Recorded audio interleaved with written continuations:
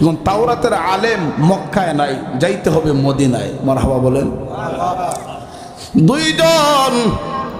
দুইজন মানুষ নিযুক্ত করেছে। একজন হলো রে উকবা ইবনে আবু মুয়িত, আর আরেকটা বেঈমানকে তারা দুইজনকে সিলেক্ট করেছে যাওয়ার জন্য মদিনায় যাইয়া দেখবে মুহাম্মদ সত্যি কি আল্লাহর পয়গম্বর কিনা।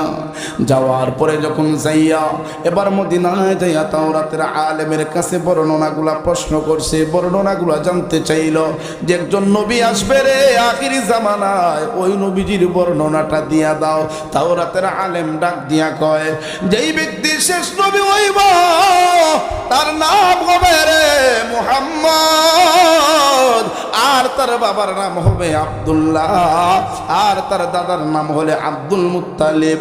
হ্যাঁ মুসলমান, শুধু তাই না, কুরাইশ বংশে হবে তার জন্ম, কুরাইশ বংশ